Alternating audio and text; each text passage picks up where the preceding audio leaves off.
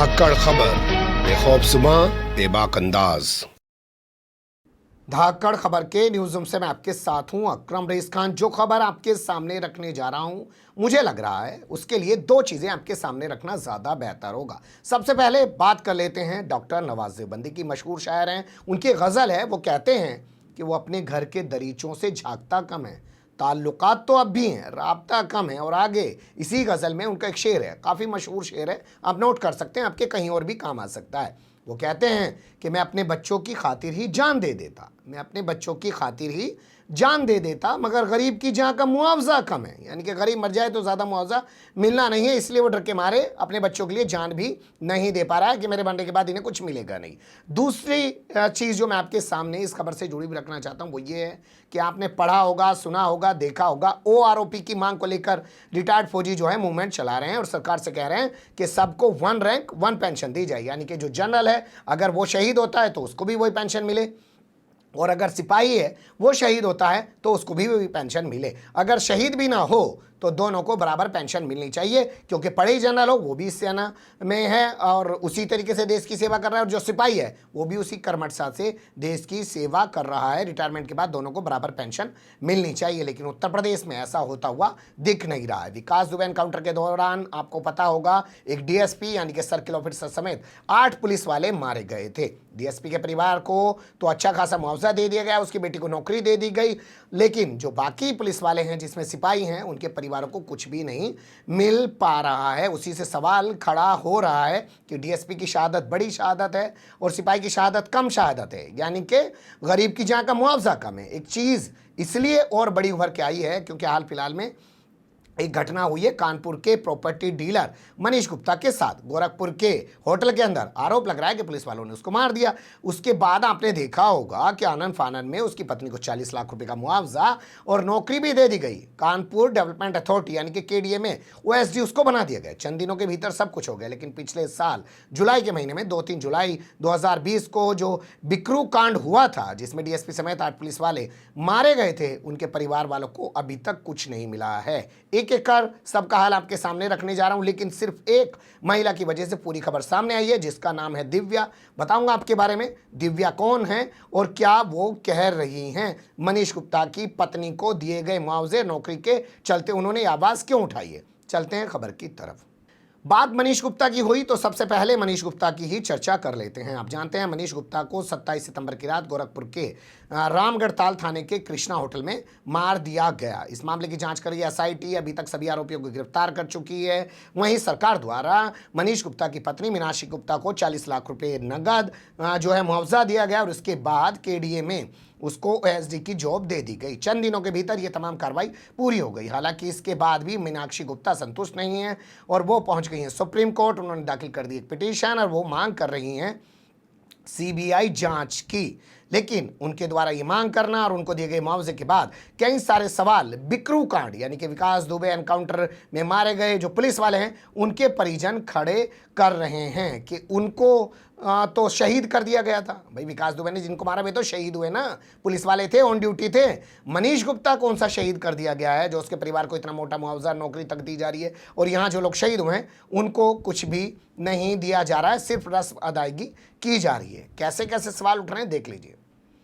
दिव्या एक महिला हैं, दिल्ली की रहने वाली हैं, और राहुल जो सिपाही उस दौरान मारा गया था। सब बताऊंगा आपको कौन कौन मारे गए थे और किस किस के परिवार को क्या क्या मिला है, लेकिन सबसे पहले दिव्या की बात कर लेते हैं। उन्होंने CM को एक पत्र लिखा है, बाकायदा ईमेल किया है। ईमेल करके उन्होंने कहा कि एक और मनीष गुप्ता के परिवार की इतनी मदद की जा रही है, मुआवजा दिया जा रहा है, नौकरी दी जा रही है, और नौकरी भी KDA के अंदर OSD के पद पर दी जा रही है, और दूसरी ओर मैं दौड़ में पास हो चुकी हूँ। यानी कि इसको इसके पति की जगह पे नौकरी दी जानी है और दौड़ लगाते नहीं है पुलिस वाले, उसमें पास भी हो चुकी है और अभी तक रिजल्ट आउट नहीं किया जा रहा है। लगातार इससे पहले 3 बार ये मुख्यमंत्री को पत्र लिख चुकी है। अपने पत्र में दिव्या ने आरोप लगाया है कि अब तो मुख्यमंत्री मिलने का भी टाइम नहीं दे रहे हैं। गुरुवार का दिन था, आपने देखा होगा। आजकल आदित्यनाथ योगी भी नए नए रूप में नजर आने लगे हैं नरेंद्र मोदी की तरह। हालांकि वो दाढ़ी नहीं बढ़ा रहे हैं, बाल नहीं बढ़ा रहे हैं, लेकिन वो टोपी वोपी लगाना ये तमाम चीज़ें कर रहे हैं। तो परसों था पुलिस स्मृति दिवस, तो पूरे राज्य के अंदर जगह जगह जो भी ज़िले की पुलिस लाइन है वहाँ पे ये कार्यक्रम आयोजित किया गया। तो पुलिस स्मृति दिवस के मौके पर जो कानपुर की पुलिस लाइन है उसमें भी प्रोग्राम आयोजित किया गया। उस पर भी दिव्या ने सवाल उठाए हैं कि सिर्फ रस्म अदायगी की जा रही है, किसी को कोई एहसास नहीं है कि विकास दुबे के हाथों एक डीएसपी समेत, एक थानेदार, 2 दरोगाओं समेत 4 सिपाही, कुल मिला के 8 लोग मारे गए हैं। ये उन्होंने सवाल उठाया। साथ ही उन्होंने कहा कि अगर अब भी उनकी मांग नहीं सुनी गई तो वो इस मामले को लेकर अदालत चली जाएंगे, यानी कि सीधा वो अल्टीमेटम भी दे रही हैं। लेकिन इतनी बड़ी खबर पर भी भोंपू मीडिया और उसके दलाल चाटुकार दंगाई पत्रकार कुछ नहीं कर रहे हैं। खबर के अगले हिस्से में चलते हैं। किस किस को क्या मिला है ये भी आप लोगों को जान लेना चाहिए। ये मैं आपको बता ही चुका हूं, पिछले साल 2 जुलाई या 3 जुलाई के आसपास का मामला था ये 2020 का, जब कानपुर के बिकरू गांव में विकास दुबे ने अपने गुर्गों के साथ मिलकर डीएसपी देवेंद्र मिश्रा, यानी कि एक सर्किल ऑफिसर देवेंद्र मिश्रा को मौत के घाट उतार दिया था और उनके साथ उनके 8 पुलिस वालों को भी मार डाला था। इसमें कौन कौन क्या क्या थे ये आप लोगों को जानना चाहिए। शिवराजपुर का थानेदार था जिसका नाम था महेश चंद्र यादव। इसके अलावा मंदना पुलिस चौकी का इंचार्ज था जिसका नाम था अनिप कुमार सिंह। इसके अलावा एक दरोगा नेबू लाल। इसके अलावा 4 सिपाही थे, सुल्तान सिंह, राहुल, बबलू और जितेंद्र पाल। ये तमाम लोग उस दौरान मारे गए थे। 2 माह पहले की ये खबर मैं आपके सामने रख रखा हूं, आप डिस्प्ले पे देख सकते हैं। डीएसपी की बेटी को जो है ओएसडी नियुक्त कर दिया गया है। डीएसपी की बेटी अब कितने दिन बाद? साल भर बाद। और मनीष गुप्ता की पत्नी को कितने दिनों में सब कुछ दे दिया? सोचिएगा कभी इस बारे में। जबकि एक क्लास ऑफिसर थे जो हैं देवेंद्र मिश्रा। आप जानते हैं उत्तर प्रदेश पुलिस के अंदर जो डीएसपी होता है वही एक क्लास ऑफिसर होता है। थानेदार वगैरह सेकंड क्लास ऑफिसर, यानी कि बाबू टाइप के अधिकारी माने जाते हैं। वहीं इस मामले में जब हमने आगे सर्च किया तो निकल के आया कि सिपाही बबलू के भाई को सिपाही बना दिया गया, बाकायदा वो भी भर्ती, ट्रेनिंग, दौड़ तमाम पास करने के बाद। इसके अलावा हमने जब सर्च किया तो निकल के आया कि थानेदार महेश चंद्र यादव जो हैं और उसके अलावा दरोगा नेबूलाल जो हैं और उसके अलावा सिपाही जितेंद्र पाल जो हैं, कुल मिला के ये जो 3 लोग हैं इन्होंने नौकरी पाने के लिए भी समय मांगा है। यानी कि इनके परिवार में कोई अभी सक्षम व्यक्ति नहीं है, बच्चे भी छोटे हैं या कोई और चीज़ है, तो ये चाह रहे हैं कि जो इन्हें नौकरी दी जानी है उसमें ये अभी समय चाहते हैं, उसके बाद इनको ये नौकरी दी जाए। इसके अलावा चौकी इंचार्ज रहे अनूप सिंह और सिपाही सुल्तान सिंह की पत्नी जो हैं वो आप जान लीजिए दौड़ में हार चुकी हैं, यानी कि वो कामयाब नहीं हो पाई, फेल हो गई, तो उनको नौकरी नहीं दी गई। बताइए क्या इनको दौड़ा के नौकरी दी जानी चाहिए? क्या मनीष गुप्ता की पत्नी को, मीनाक्षी गुप्ता को दौड़ा के नौकरी दी गई है? ये तो शहीद हुए हैं, इन लोगों को नौकरी नहीं दी जा रही। कहा जा रहा है पहले दौड़ पास करिए उसके बाद नौकरी दी जाएगी, जबकि इनका घर उजड़ चुका है, इनके परिवार के मुखिया का एनकाउंटर में मार गिराया गया है, तब इनसे दौड़ धूप लगवाई जा रही है। इसके अलावा राहुल की पत्नी का हाल मैं आपके सामने रख ही चुका हूं। दिव्या सवाल उठा रही है कि उसकी तो दौड़ भी पास हो चुकी है, रिजल्ट आउट नहीं किया जा रहा है, 3 बार वो पत्र लिख चुकी है। तो ये खबर अगर आपके सामने आए तो आप क्या सोचना चाहेंगे?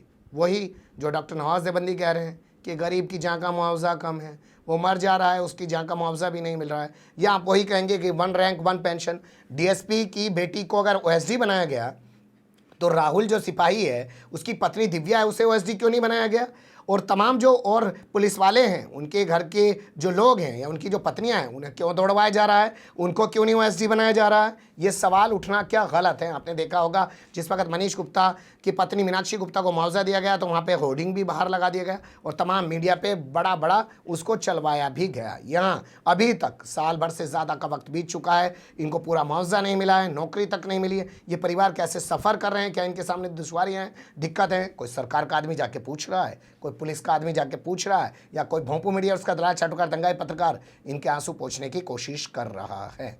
क्या विपक्ष की पार्टियां जो हैं वो भी इसको मुद्दा नहीं बना पाएंगी, या बनाएंगी तो तब बनाएंगी जब चुनाव सिर पे खड़ा हो जाएगा? लेकिन दिव्या ने जिस तरीके का साहस दिखाते हुए आदित्यनाथ योगी को अल्टीमेटम दिया है कि अगर वो कुछ नहीं करेंगे तो कोर्ट चली जाएंगी, ये वाकई में काबिले तारीफ है और ऐसा सबको मिलकर करना चाहिए जो बिकरू कांड से जुड़े हुए हैं। हम यही अपेक्षा कर सकते हैं, क्योंकि आपने देखा होगा ना प्रियंका को, लड़की हूँ लड़ सकती हूँ, तो वाकई में दिव्या ने यही साबित करने की कोशिश की है। देखना दिलचस्प होगा कि दिव्या के अल्टीमेटम के बाद कुछ होता है या मामला कोर्ट तक जाता ही है।